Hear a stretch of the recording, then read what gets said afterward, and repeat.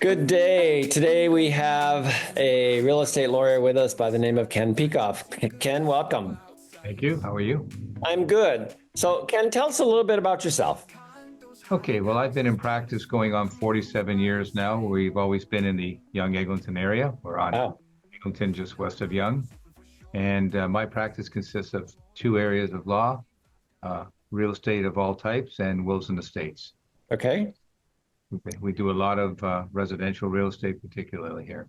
Okay, And cool. Yes, and my team has worked with you. Marty and I have worked with you over the years, so we're very familiar with kind of how you work. So, with someone who's a first-time home buyer, what are some of the things they can expect? well, I guess I would say they need to do what, quote unquote, their due diligence, what they're getting into it. Okay. Um, but I find, quite honestly, Tim, these days people are more informed than 47 years ago when I first started, to be quite frank with you. And there's more available, obviously, Right. Right. with the internet and everything else that's changed over the years. So, they're going to go out and get a good agent that's going to assist them. Obviously, they have to deal with their financing costs and get into that right away and make sure that they have been approved. Mhm. Sometimes when they get approved, then later on it could be a problem. So they should, use obviously a good mortgage broker or go to their banker directly and make sure that's all worked out. Um, it's a good suggestion. I would suggest that they should do a home inspection if they're going to put an offer in on a house to go conditional on a home inspection. And of course, all the conditions that they're going to put into an offer may depend on what the market's like. So Well, and what type of property they're buying as well. So condos are a little different than houses, yeah, and most of the time, although we do see it sometimes, but most of the time there's not an inspection done for a condo unit. But some people do want those. But particularly in regard to a home, particularly an older home, you want to know what you're getting into, whether the roof needs done, particularly with electrical, if there's any knob and tube, because yep, the insurance companies are very frightened by knob and tube, and right. if you want it replaced, so you have to know the cost of that. So those are the type of things you're looking for. Yeah, and we also see things like wet basements or people with status certificates, which we get with condos that are a little questionable. Not so much in Midtown. There's a couple of them in Midtown that I kind of shy away from. All right. But yeah, I find that a lot of the first-time home buyers like to do a home inspection on a condo just to know how everything works, Fair enough. especially if someone's not lived in a condo before. The same with a house. It's like I want my clients there during a home inspection because they'll find out what they need to know about their house because every house is a little different. It's like, where do you shut off the water? And where is the gas line? And where is the sewer line? Or, if you've got a septic system, it's like, we need an inspection of a septic system, not in the city particularly, but outside the city. I was just going to mention, Tim, also in regard to the status certificates, sort of the rule of thumb these days is they shouldn't be over 30 days old. So quite often when I'm asked to review condominium documents, which are a couple hundred pages, Yes. uh, status certificate be 2 or 3 months old, and that's of no great value to us. So we do want one that's within last 30 days. Now, a question that's come up several times is so they've got a status certificate. It's 7 days old when you look at the papers and everything's waived. Do you need a new one when you close, say 60 days later? We get them, yes, You get them. yes. Okay. And I think in most cases the lawyer should because the banks like them to be with again 30 days. That's Right. sort of what's become the custom now. So I can tell you here we definitely get an updated status certificate prior to closing. And Okay. things can change, right? Right. Can change within those 60 days. Yes. You want the latest information available to protect your client.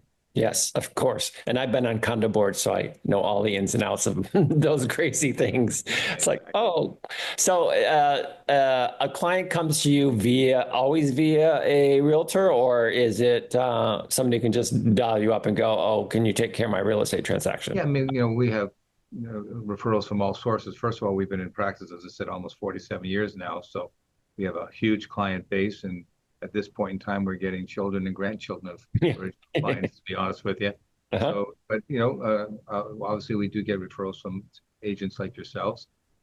Once they've dealt with us, hopefully the word is good and, we do a good job and you're going to Yep. refer somebody. Wherever, wherever your clients go to a lawyer, my suggestion is that you want to make sure that the lawyer is going to be personally involved and not just once they get in the door, the client's in the door, you're put off to a secretary or a law clerk, and in some offices you never hear from the lawyer again. So that's not getting the service, in my opinion, that you're looking for. Well, and I've had that experience where the law clerks take over, and they're still doing their first couple of years, and they're not quite sure what they're doing, and it gets confused, and directions don't get followed, and things at closing get difficult.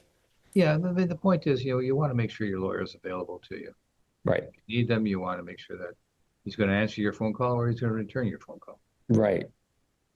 So when someone say I've referred a client to you and I've sent all the documents to you, what's next for the first-time home buyer? What do they have to what do they have to do, or what can they expect? Well, things have changed over the years too, because originally, over the years, initially, we would have the client in and meet with them and just go through a few things.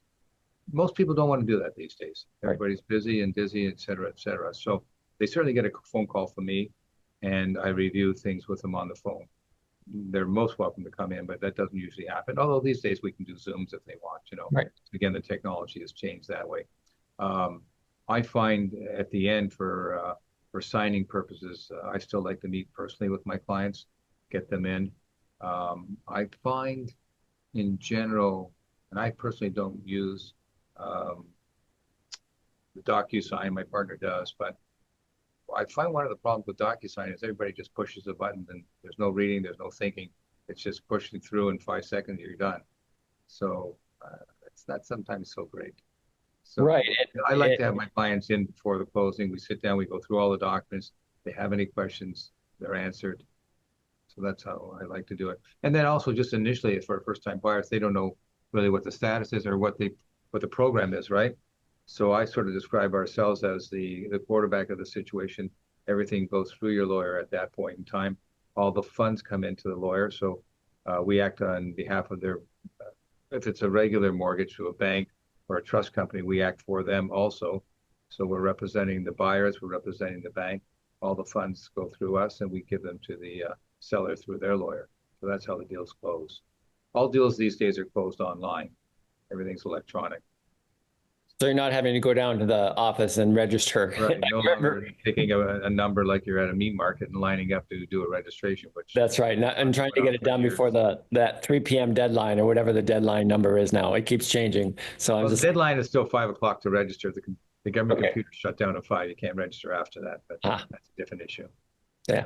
Yeah, it's one of those, it's like as everything changes, that's why people are like, well, can't you tell me everything that's going to happen? It's like that's why I have professionals like yourself. It's like I know enough to get myself in trouble, as I tell people, but it's like I want to have someone that actually does this every day.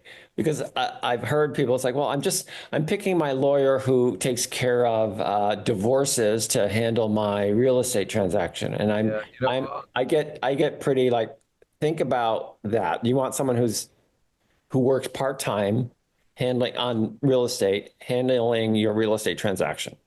Tim, I'll give you a quick example. I had a few months ago one of the most expensive homes that I've dealt with, which was $17 million. And the other lawyer was too busy in court. Oh, Okay. So he took on a $17 million. He was selling, excuse me, he was buying. I was acting on the seller's end. mhm. And there were some issues, and his client couldn't get money out of the country where it's coming from. And we needed to talk. And I Yeah. called the office, and oh, he's in court today on a motion. So there's a perfect example. He's doing litigation of some sort and taking real estate on also, I guess. Yeah. Yeah, it's that thing. Not It's the like, greatest. do you want the part-time brain surgeon doing your brain surgery? Right. I try to use it in a joking manner, which people Yeah. people get. It's like, oh, yeah, no, I don't want a part-time dentist doing my root canal. Yeah. The main thing is, you and I are in the same business, the service business, Tim. Right. So for your clients, be they my clients or your clients, they want to make sure they're going to get the service. Right. So if someone's looking to find you, how can they find you? Well, I'm Ken Picov, Picov. The Mhm. firm is Picov and Kleinberg. We've got a website. We're in the paper. We're online, et cetera, et cetera. Yep. So yeah, and fully accessible, you know. And your steps from the subway, literally. I We think. are. We're just a couple blocks west of Yonge on Eglinton. Yep. So we're in Midtown. But Yep. just so everyone knows, we do transactions throughout Ontario, can do transactions throughout Ontario. And just as an aside, a lot of lawyers don't want to do certain things. Some lawyers won't do assignment of condo units, for example. I do a lot of cottage closings, which some lawyers in the city may not be too familiar with that, Right. but I do a lot of that. So, you know, over the years we have experience in all. We do co-tenancies, co-ops. We're on the approved list of Duca Credit Union because Duca is very particular who they allow certain lawyers to do their work only. Okay, So that's good to know. we're one of them because if you're buying a co-op, and there's a few in the city here and Yep. some very good ones, Yep. if you need financing, Duke is one of the main credit unions that people go to for that. Yes. Yes. And where I actually do my banking with Duca for different reasons. I mean, they sometimes they struggle at the beginning when we're used to working with a mainstream bank versus a credit union. Things are a little different, but it's like they're pretty good at kind of, being led along and leading you along and saying you can do this, you can't do this. It's Yeah, like, as I say, for co-ops, my understanding is the big five banks are still not doing financing for them. right, right. And yeah, a lot of ones don't. So yeah, that's something good for people to know because, a co-op or a co-ownership, I don't know if the co-ownership applies the same way, but yeah, financing is difficult and people choose them because they're less expensive. And Correct. so it's that, market price versus how do I get my financing? And that's why, working with someone like me or someone like you who has that knowledge, it's like, here's who can finance you. And I actually have the person to talk to at Duke. It's like, talk to this person because they're their mortgage consultant at the bank. So those things are important. Like Now, always, you want to deal with somebody who's professional and has the knowledge. right. And I think that I try to in my workshops really emphasize that. It's like you want someone who has the knowledge, who's available, and experience to do the things that you're looking to do. Like my family, we're a family of builders. So I walk into a house, I start thinking like a builder. I lived in condos, I've been on condo boards, so it's like I get all of that and how that works. Right. And people get frustrated. It's like, well, how come I can't bring my contractor in and just tear out walls? It's like, because it's a condo. You take out the wrong wall, it's going to cost you a lot of money. People have to understand with condos that, you're in community living, Right. and particularly people who come from a house have Right. to really I fully understand what they're getting into. Yeah. A lot of people who are downsizing these days, right? They go from a house to a condo. Yeah. They have to understand what they're getting into. Yeah, that's one of my next videos. I've started a whole YouTube channel with a group of folks, and it's like this is something that people don't know. It's like, what do I need to look at? Or if I'm improving a house, what's over improvement versus, improvement for sale? Things Yeah, like particularly with that. condos these days, for example, Tim, like a lot of condos have now banned smoking, period. Not Right. just in your unit, but within the common areas, common elements, no smoking, no vapor, et cetera, et cetera. So Right.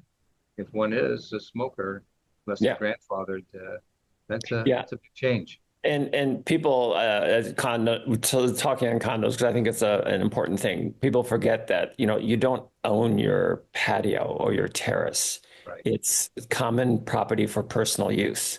And I think we've had folks where I'm living now that definitely don't understand that. It's like you can do whatever you want to do, but you have to realize you don't own the patio. Yeah, so you can't put, for example, tiles down, put broadloom down, and Right. close it, change it. I got a call from a client that I closed the deal in 2005. She says all of a sudden now the condominium corporation coming after her about something that was done umpteen years ago to her balcony. Yep. So there Yep. you go. It happens. It happens all the time, and I think that's where reading your documents and your bylaws in a condo when you get them because I send people their status certificates. It's like take a moment and read through this if you've never read one before, Yeah, just so that you begin to understand them because they're especially like the do's and don'ts and what you can't do. And if you have an animal, I mean, I've been in condos where it's like, well, if you have a pet, you can't walk them through the lobby. right. You Well, carry them through the lobby. I'll tell you, Tim, that's one of the main things I look at when I'm looking at all the condo docs about pets. Because if one has a pet, and I know how important they are as members of the family, Hmm. there are restrictions, a lot of buildings on pets, et cetera, et cetera. Yeah. With dogs, certain pounds can't be beyond, et cetera, et cetera. So I've had a few over the years, and a number of deals have fallen through because of that. Well, and it's certain breeds and they need to be fixed. That's one that's come up in a lot of condo documents lately because I've been in a condo where somebody had a female dog who wasn't fixed. And every time she went into heat, every other dog in the building went crazy. And if she didn't have her diaper on, she was bleeding in the lobby.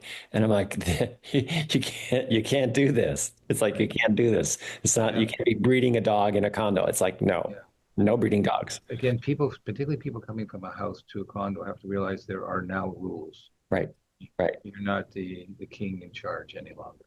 Well, and that's where, I look through them, you look through them, and you can say, hey, are you aware of that? And I try to get as much of that information because, realtors will say, well, yeah, this is fine and this is fine and this is fine. It's like, well, let's look at the rules because your client may have been doing this for 10 years, but things changed in the last 3 years. And the smoking and vaping and marijuana and all of that. I haven't been in a condo where they don't have a new set of rules around that. Yeah. So, and if you're not grandfathered in, and even if you are grandfathered in, I think you're aware of this. If the smoke gets into the hallway, they can put restrictions on you to put in a If it becomes a filter. nuisance to others, yes. And you've got to put a filter in. You've got to be aware that, other people can smell that. You have to be taking care of that. There's several ways to do that. We'll instruct you on how to do that, but you're required to do this. Correct. Yeah. Yeah. So you're living in a community, and it's different. Yeah. Well, and it's a challenge for some. So it's one of those like, we need a little bit of educational videos on these things because people will watch them and go, oh, are you thinking of moving to a condo? Here's a great video to watch. Anyway, we're getting a little off track. I have a question for you that I'm not sure you work in this field. So a lot of couples now or families are looking at co-housing. So two families coming together to buy a property. Have you had any experience with this?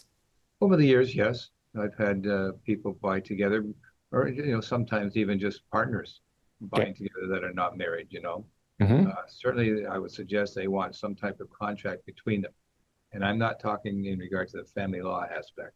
I'm Right. talking in regard to the real estate, so that if there's a breakdown of the relationship, be it partners or two families, no difference. Right. How do we get out of this situation Right. without having to litigate and pay litigation lawyers thousands upon thousands of dollars to go to court? Right. So certainly I would suggest that they should enter into call it a partnership agreement in regard to the home, which will define who pays what, how they pay the expenses, and more importantly, have what we call a shotgun provision, how to get out of that Yeah. relationship. Or the escape clause. Yes. What's the escape clause look like? Now, if because I see that sort of coming more to the forefront of late with actually prices going so high. Um, do you recommend that those couples or those families hash out the agreement prior to purchasing something, or while they're doing it? Well, it's probably a good idea they sit down and talk beforehand so that they don't commit money and bring in another party where they have an obligation to, and all of a sudden their relationship explodes because they don't agree on something. Right. They've now committed to an innocent third party to buy their home, for example. Right. Yes, I would suggest if it's two couples buying into a property together, be it it's going to be upstairs and downstairs or whoever, define where you're going to be, define how you're paying things. Sometimes it may not be equal, may not be 50-50. So define that, so yeah, it should be really set out. Yeah, and I agree. I mean, that's my thinking because when people start making things complicated, it's like take that complication out of the picture and let's come into something that when we're purchasing the property, we're purchasing the property. You've got everything else going on. The Put it another way, it's better to be sort of have it black and white. The gray areas cause litigation. Right. It's money. Right. And I've learned that because I've been doing a lot of work with couples that were divorcing for one reason or another. And it can be extremely challenging. And because I was a therapist for a long time, I've dealt with, couples and families and, pre-divorce, post-divorce, pre-marriage, post-marriage, and realizing that, yeah, let's put things in writing so that everyone knows what to expect. Especially if there's, expenses that they want to make sure are taken care of at closing.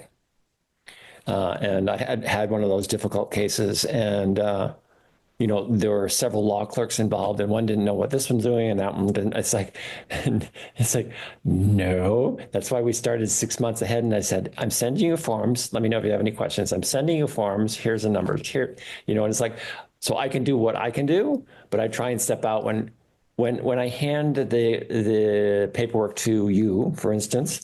I try to step out, but I'm still sort of the guide along the way. I tell people I hold your hand to the very end because things happen. There's always bumps in the road, and you've experienced that. I experienced that. My favorite one is I had a client driving in to the city to sign, and they didn't have insurance on their property. And I got on the phone, talked to my broker. They had had some contact with them, but nothing was done. By the time they came to the lawyer's office, the policy was on their desk. It's great. It's like that's what working with a professional is all about, because it's like we see those bumps coming, as you do. You see those bumps coming. It's like, let's resolve this. Where's the money? Where's the deposit? This is short. That's short. Yeah, people, particularly first-time buyers, again, Tim, they have to be guided through because they may not think that they need insurance, but Right. they need it for themselves. And if they're getting a mortgage, the bank's not going to release the funds until they have insurance on the property. Right. So, these are steps throughout the whole process. So as you're going along, I know there's a form or a document that you produce that shows what money they need at closing, who's paying for what, how much is going to the buyer versus the seller, or whoever, which direction it's doing. When do you produce that document for clients? Well, we try to do it as soon as possible, but we need from the other. Let's say I'm acting for the buyer. Okay. So there are items called adjustments. What are adjustments? For example, if the seller has paid realty taxes beyond the closing date, they'll get that overpayment back from the buyers. That's an adjustment. With condominiums, if you depending what what time of month you're closing, if they paid the maintenance fees for the entire month, you're closing on the 15th, they'll charge you back for the 15 days that they've overpaid. So those are adjustments. Those are standard. Some houses still may have fuel oil, so you might pay for a fuel tank. They're going to charge you for it. They'll fill it up and they'll charge you for a full tank. Those are sort of the standard type of adjustments that we see these days. Well, and things like water heater rentals has that, that They're not title. usually adjusted, but they become a major problem in assuming them. Oh, absolutely. There's so many different companies out there that deal with them now, and they each have different requirements. So they become a headache, to be quite honest. And expectations. It's like, well, yeah, you're paying $150 a month, but you're doing that for 50 years. And it's like, yeah, you want to know what you're getting into because a lot of sometimes you'll see the furnaces rented, the air conditioning's rented, the hot water tanks rented. So you've got some major expenditures on a monthly basis. right. And you want to you try and see the contract to know what your commitment is. Absolutely. Absolutely. And that's one of those things that I try and focus on too. It's like, what's rented? Give me the contract. Let us have a look at it. I'll send it down to the lawyer. We'll figure out how to do the transfer. Because some buyers may not want to assume that. And so Right. then the seller has to know that they're going to have to pay it off and how much the cost of that is to them. Yep. Yep. And that has to be in the agreements. It's like, if it's not, like we say, if it's not in writing, nothing's happened. Exactly. You could talk about it all we want, but it's like, who's responsible and how are we making? And that's where my expertise comes in, because it's like, we want to have all of that in writing. So we're not having to constantly be amending agreements. Sure. From the like, seller's point of view, one thing they need to know is if they have a mortgage on their property and they're going to pay it off. Usually mortgages are what they call closed mortgages, means you don't have the privilege of paying it off at any time right. without a penalty. So the bank's going to charge you a penalty. And you want to know what that penalty is because usually it's a minimum of 3 months interest, but it could be an interest differential to the end of the term, et cetera, et cetera. And those can be fairly heavy. The seller needs to know what they're going to get hit with. I would suggest before they accept an agreement. Right. So they need So that's their mortgage company to determine that. right. Exactly. Well, we try and get them to give us that mortgage information as we're going through the listing Right. process. It's like, let's make sure that, if you're not going to port this, because you can port in some cases now, and you're paying it off, what's your penalty? Can you do it? What's the bank want? Because some of the B lenders are much stricter, and they are the ones that have those really high fees, or that's been my experience, versus the big five, who kind of, they all tend to be fairly standardized. Yeah. So it's that helping people understand that. And that's why, like with dealing with mortgages, it's like, go to a broker, let them shop you around with one ding on your credit report, and see what's out there. And you give them an idea of what you're looking for. Do you want to be able to pay it off? Do you want to be able to put money down? Do you want to make extra Right. payment? How do you want to do There are that? different options one may prioritize. And so, I mean, obviously, everybody wants the lowest interest rate they can get, but there are other portions of that mortgage and rights that you may want better with one bank over the other. Absolutely. Now, Ken, as far as costs go, so do you have a standard fee, or does your fee vary? How does, or It does generally? vary. It's going to vary on depending what's going on with the transaction. Yeah. Purchase price is somewhat of an issue. It's not the biggest issue, but it's somewhat of an issue Hmm. because we have more liability. So if I'm, for example, I did act on that $17 million house I referred to. I Hmm. acted for the buyers when they bought it a few years before. Hmm. Well, if I make a mistake on that one, I've got a lot of liability that Hmm. I have to deal with. So, the fees reflects somewhat of that, obviously. Okay. And it depends on the mortgage where one's getting a mortgage. Some of Hmm. the B lenders are a little more difficult to deal with and require much more time than the Hmm. B lenders, okay, than the big five banks. Some of them I'm definitely. I'm I'm I'm smiling because it's like, yeah, I've been there, done that. Yeah. Been there, done it. Yeah. Some of them like literally require three or four or five times the amount of time that we have to put in to satisfy them Right. uh, than the A lenders. So Yeah, and I had an experience when, the interest rates were changing, that some of the banks were like, yeah, no, we're, people were pre-approved, and they'd already made their offer and everything was done. They went to the banks, and the banks went, no, we went back to risk management, and they canceled all these pre-approvals. oh yeah. One of the big banks that did that here in town, and people were just panicking. I'm like, take a deep breath. That's why I'm like, use your resources.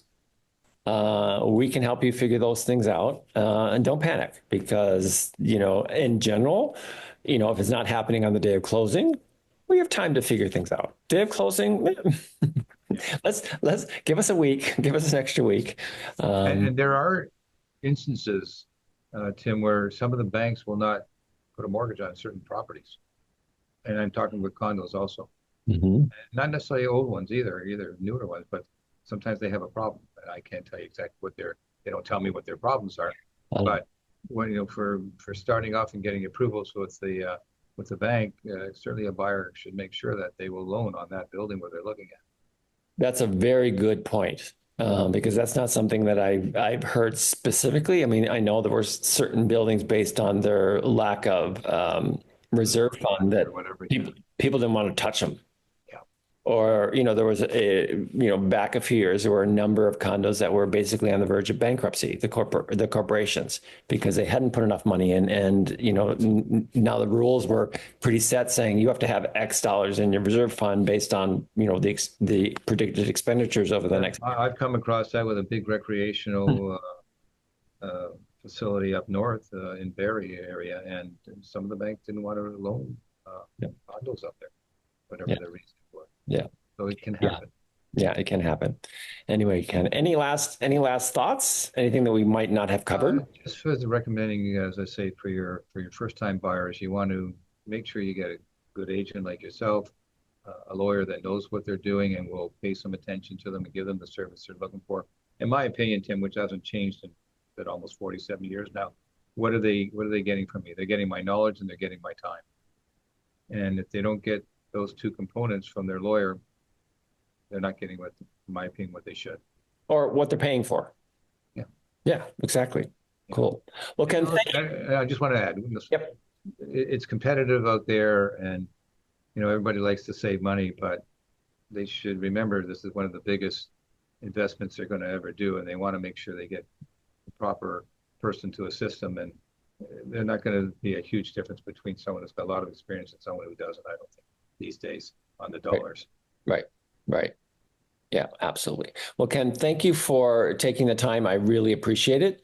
My And it'll be very helpful for people who are attending my workshops coming up, because it's like, for me, it's like the more education you have, the better it is and the easier it is for you to kind of make your decisions and make your For choices. everyone involved in the transaction. Absolutely. For yourself, for myself.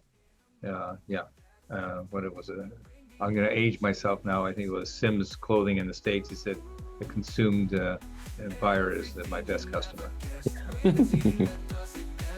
Well, Ken, thank you so much. And we'll be talking with you soon. All right. Thank you. Take care.